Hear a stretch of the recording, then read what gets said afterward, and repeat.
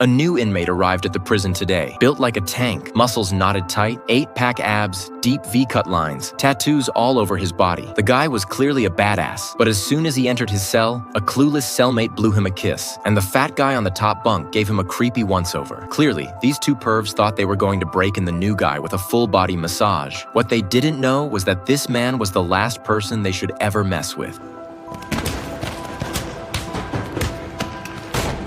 A guard nearby, hearing the commotion, smirked and walked over expecting a show, only to find both inmates already knocked out cold. The new guy, calmly brushing it off like it was nothing. The guard immediately realized this man was no ordinary convict. This was Terminal Island Penitentiary, a place known for housing murderers with body counts in the dozens, the worst of the worst, each one with some kind of deadly skill. At his first meal in the cafeteria, a bald inmate approached his table. The two others sitting nearby scrambled away. The bald guy didn't say a word. He suddenly leaned over and spat a mouthful of food all over the newcomer's plate. An atomic loogie. It was pure humiliation. But the man didn't react. After all, he was new here and didn't want to stir trouble. Still, the guys behind him wouldn't stop mouthing off. So you're the wife killer.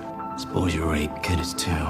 But here's the real story. The man's name is Jason. He used to have a happy, normal life. One day after work, he came home and handed his paycheck to his wife, then went upstairs to check on his kid. When he came back down, he found his wife lying on the floor, dead. He turned and was knocked out by a mystery attacker. When he woke up, there was a bloody weapon in his hand. His wife had been murdered. The cops arrived and arrested him on the spot. Back in the cafeteria, the guy behind him kept taunting. Jason couldn't take it anymore. He grabbed his tray and smashed it over the guy's head, followed by 2 brutal blows that dropped him. But the bald guy tried to sucker punch him. Jason retaliated with a vicious strike to the knee just before someone else got a shot in. At that moment, guards rushed in to break up the fight, just in time to prevent serious bloodshed. Jason was taken straight to the warden's office. The warden had been watching the fight on security footage, but instead of punishing him, the warden had other plans. Jason was a top-tier race car driver before he went to prison. The warden wanted to exploit that. You see, Terminal Island hosted an infamous underground event, the Death Race, a savage, bloody contest broadcast live for profit.